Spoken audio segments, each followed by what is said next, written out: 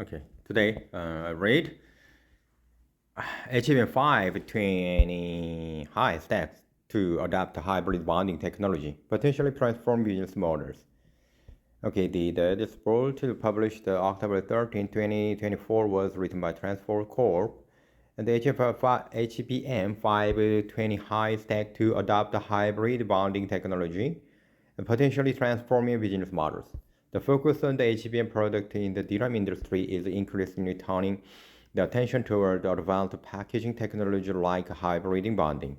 The major HBM manufacturers are considering the adopt to hybrid bonding for the HBM4 16HI stack product, but have confirmed the plans to implement this technology in the HBM5 on a 20 high stack generation. So the hybrid bonding offers several advantages when compared to the more widely used microbumping. Since it does not require bumps, it allows for more stacked layers, can accommodate thicker chips that help address the warpage. Hybrid bonded chips benefit from the faster data transmission and improved heat dissipation. The three major manufacturers will continue to use advanced MUF and TC NCF stacking architecture for the HBM3, the 12 HI stack, and the HBM4, the 12 HI stack. Meanwhile, a clear preference for the HBM4, the 16 high stack, and HBM4E 16 high stack has not yet emerged between the hybrid bonding. The microbumping as hybrid bonding currently lacks significant advantage over microbumping. If the manufacturers opt for hybrid bonding, it would like to be likely master the learning curve of this new stacking technology earlier to ensure the smoother mass product of the HBM4E and the HBM5 product in the future. Manufacturers have confirmed that hybrid bonding will be used in the HBM5 20 high stack generation after taking into consideration limitation on tech height, ion density, and thermal management. However, the hybrid bonding comes from several challenges. For instance, the manufacturers investing in new equipment to introduce the technology would reduce their reliance on microbumping, thereby losing any accumulated advantage in that area. Hybrid bonding also presents technical challenges such as particle control, which could drive up until the investment cost. Additionally, hybrid bonding requires wafer-to-wafer stacking, which could lead to inefficiencies if the front-end product yield are too low and make overall production economically unfeasible.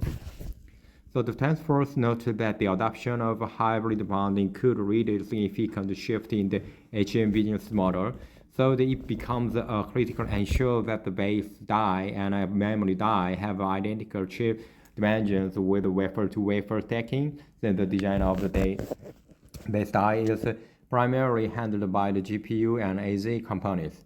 TSMC, which offers both the base die and the GPU and AZ foundry services, could take the responsibility of stacking the base die and memory die. Should this development occur, it could significantly impact HBM manufacturers' role in the base die design, stacking, and overall HBM order management, potentially reshaping the competitive landscape.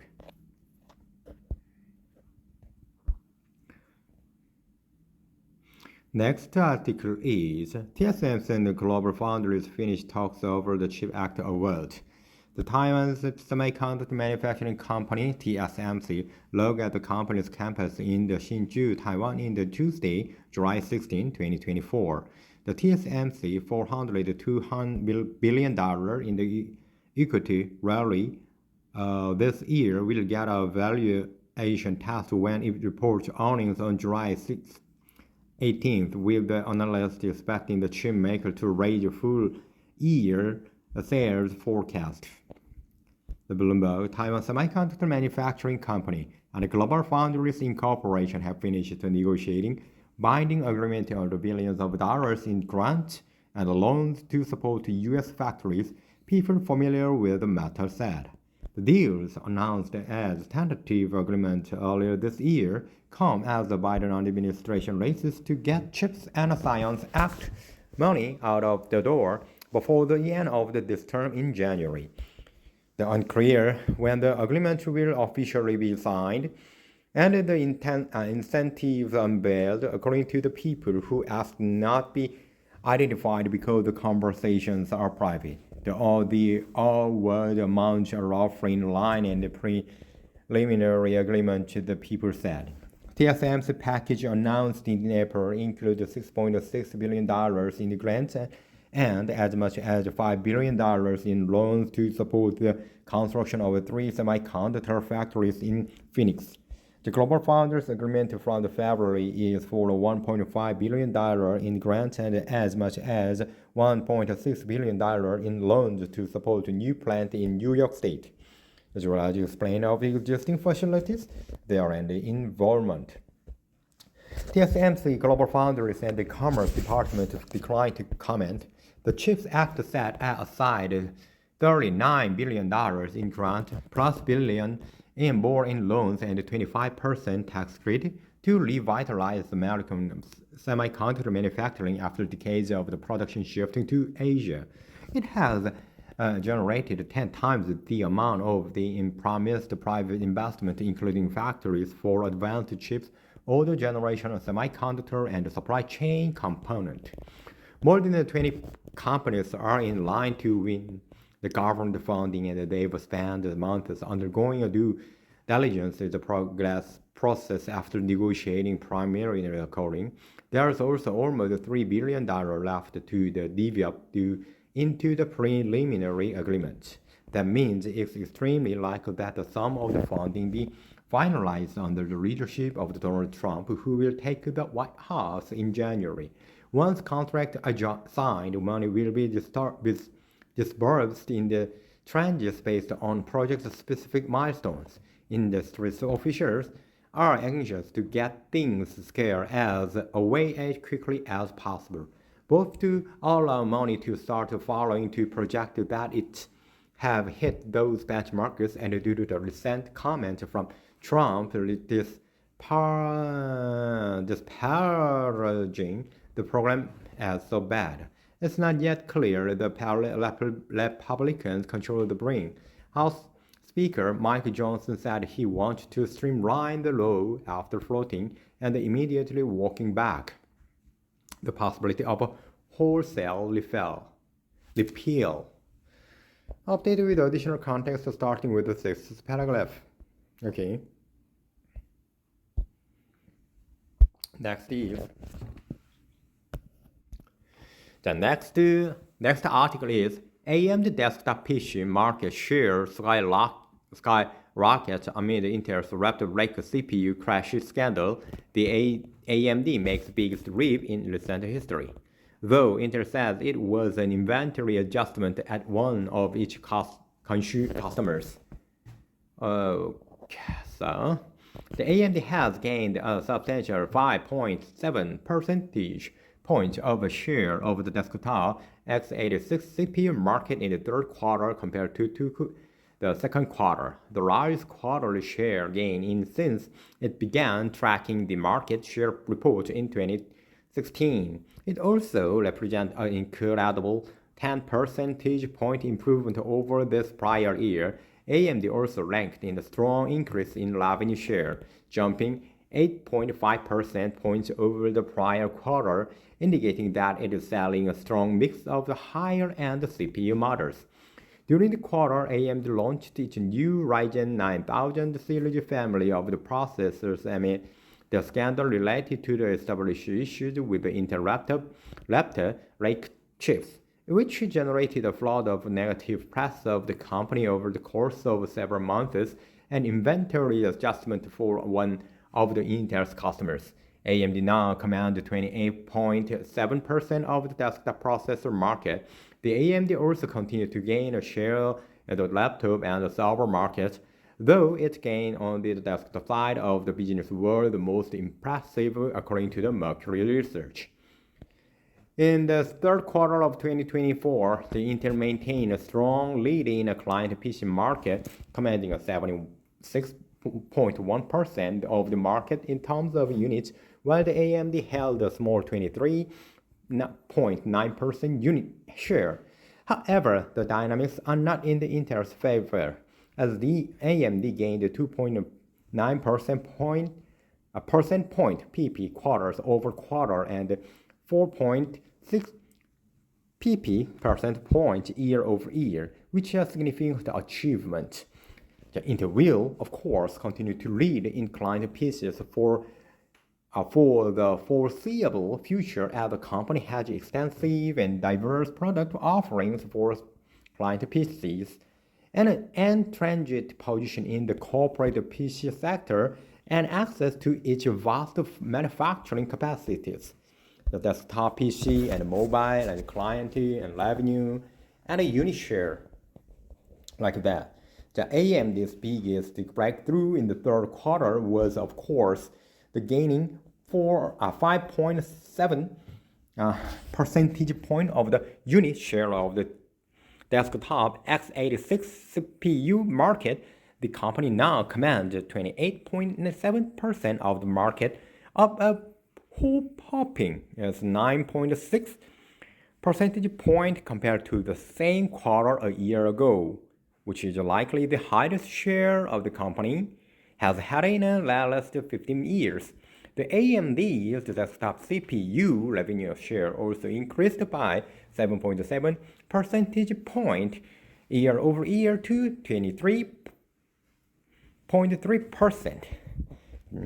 Intel's top share dropped to 71.3%, and Dean Macron with the Mercury Research tells us Intel explained the decline was caused by the inventory correction at one's its customers. If this is true, then the Intel share may bounce back in Q4 2024. The mobile CPUs via Mercury Research. In the laptop segment, AMD saw a steady growth compared to both the previous quarter, plus 2 percentage point, and the same period last year, plus 2.8 percentage point. Perhaps because the company launched its Ryzen AI 300 series product slightly ahead of the Intel Lunar Lake and could sell more of these new products to early adopters of x86-based Copilot Plus PCs.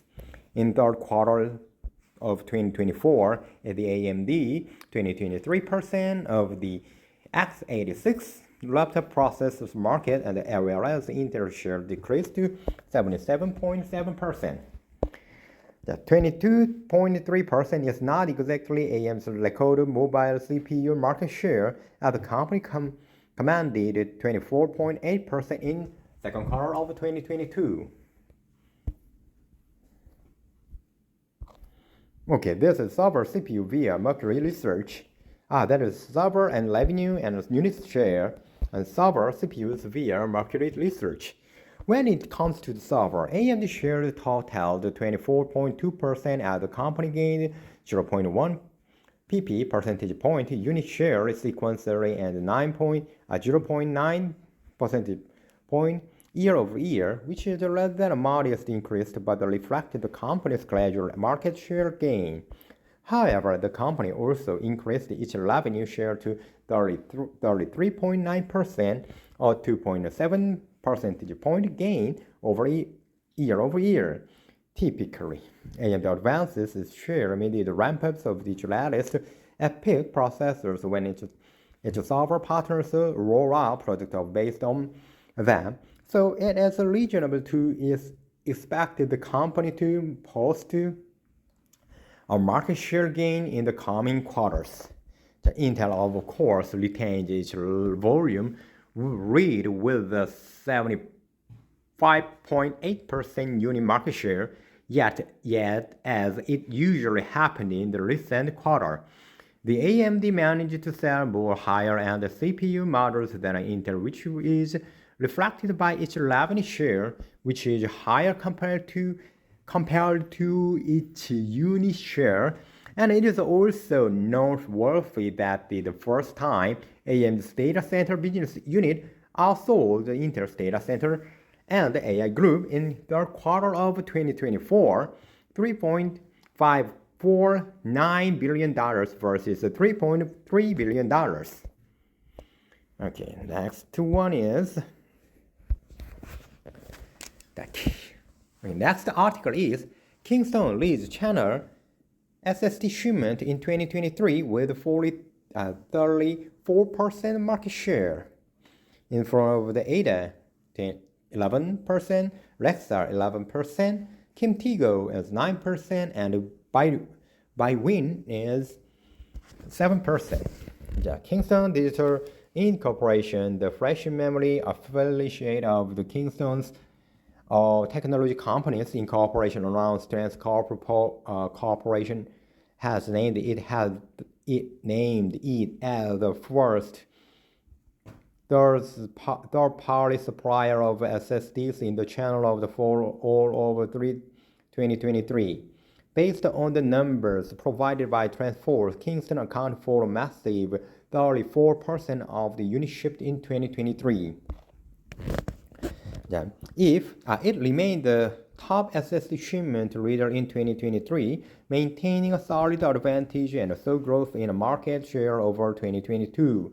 The result reinforced the firm as the leader of SSD production. At the second place, the supplier accounted for only 11% of the total channel market. This is widely due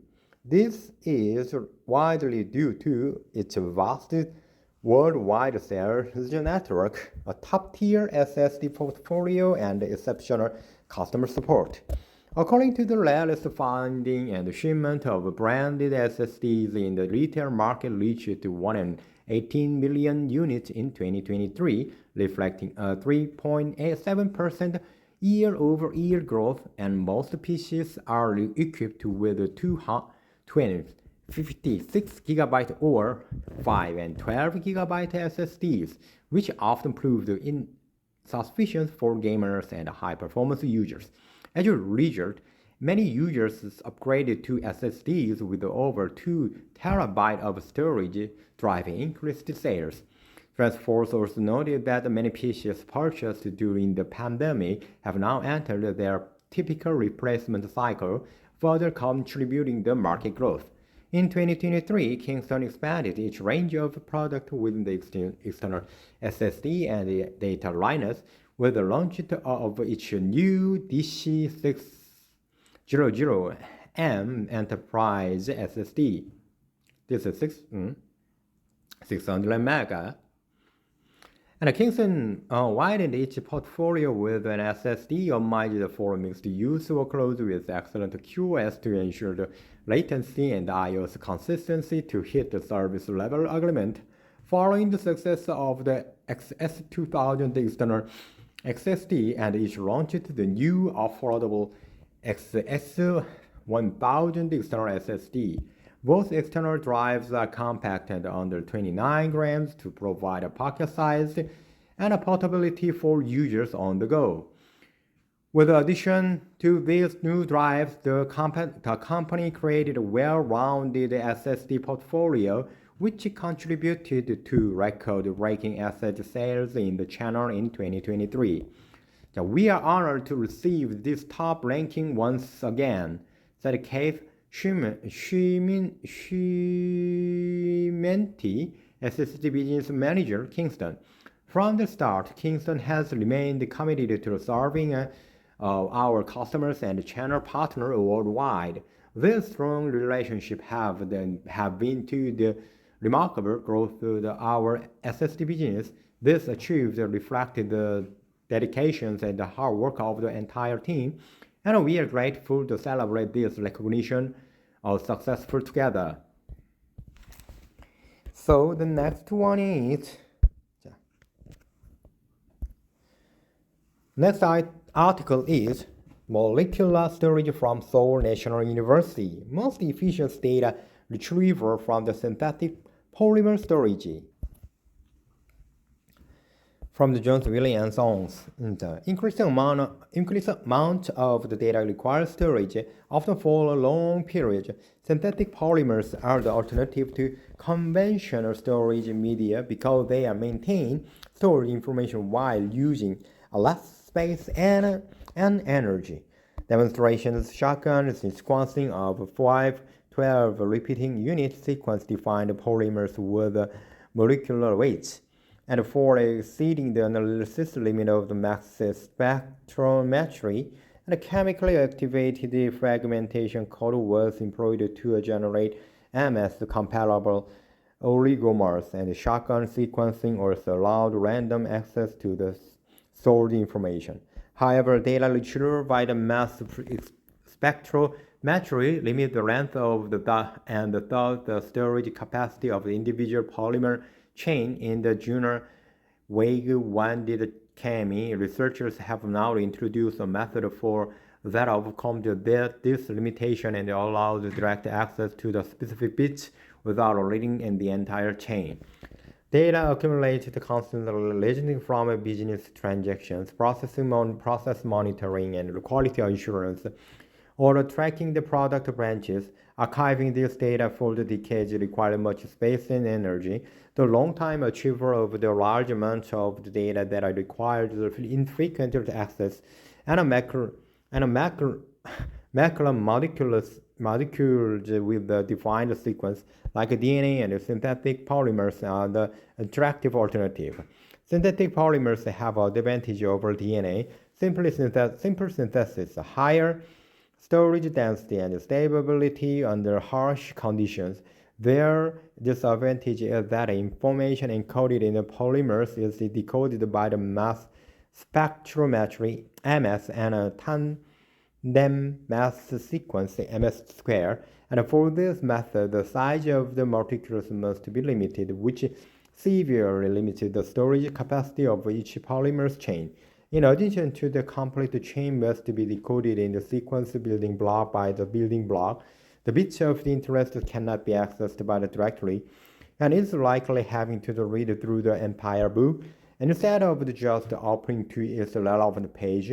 In contrast, the long chain of the DNA can be cut into the fragment of the random length and sequenced individually, and then the computationally restructures into the original sequence. So, Kyung-Taek Kim and his team at the Department of Chemistry at Seoul National University, Republic of Korea, has developed a new method by which very long synthetic polymer chain whose molecular weights greatly exceeded the analytical limits of the MS and MS square can be efficiently decoded.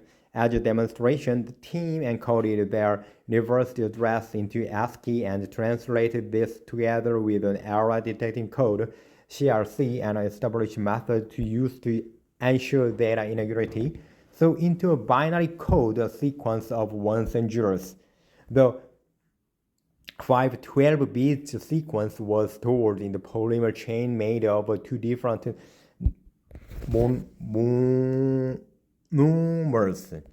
lactic acid to represent 1 and phenolic acid represent 0. In irregular intervals, they are also included in the fragmentation code containing the mandelic acid. When chemically activated, the chain break at those locations. In their demonstration, they obtained 18 fragments of the various sizes that could be individually decoded by MS scale sequencing. Specially development software initially identified the fragment based on their mass and their end group and shown by the MS spectra. During the MS scale process, previously measured molecular ions break down further, and these pieces were then also analyzed. The fragment could be sequenced based on the mass difference of the pieces. With the aid of the CRC error and the detection code, the software reconstruct captured the sequence of the entire chain and overcoming the length of limit for the polymer change. The team was also able to decode the interesting bits without sequencing the entire polymer chain random access, such as the word chemistry in the code for their address. By taking into account that the parts of their address are all in a specific order, department and institution and city and the postal code and country and separated by commas, they were able to isolate the location where the desired information was stored within the chain and it only sequenced the relevant fragmentation. The article shotgun sequencing of 512 MER copolyester allows random access to stored information. Ang Chemi has published the article written by the Hee-Jung Jang and Hyun-Sun Chu and Hyo-Ju No and Professor Kyung-Taek Kim, Department of Chemistry on Seoul National University, University of Seoul, Korea. The abstract, the digital information is encoded in the polymers has been exclusively decoded by the mass spectrometry. However, the size of limit of the analytes in the mass spectrometry restricts the storage capacity per chain. In addition, the sequential decoding hinders the random access to the bits of the interest without a full chain sequencing. We report the shotgun sequencing of 512 MER sequence defined polymer whose the molecular weight of 57.3 kDa for exceeded the analytical limit of the spectrometry. A 4-bit fragmentation code was implemented at the aperiodic positions during the synthetic encoding of 512-bit information without affecting storage capacity per chain. Upon activating the fragmentation code, polymers chain split into 80 oligomers and which could be individually encoded by the tandem mass sequencing. The sequences were computationally constructed into a full sequence using an error detection method. So the proposed sequencing the method eliminates the storage limit of a single polymer chain and allows random access to the bits of the interest without a full chain sequencing. Okay. Next is the next article is about the Qualcomm POPs owner chip makers owning a revenue bit with a kind of back.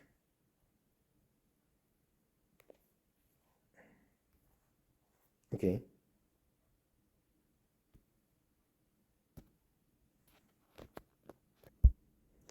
So I think it's the last article of today. The SSD unit shipment decreased by the 8% quarter-over-quarter to 62.443 million in third quarter of 2024, even as the capacity jumped 10% to 99.187 exabyte. This market report, published in November 8, 2024, was written in the Transfocus Incorporation in its CQ. What is CQ? And it's CQ. Anyway, quarterly. Third quarter of 2024 quarterly updates executive summary. Third Q 2024 SSD exabyte posted another strong quarters, with increases driven by the solid enterprise PCIe growth.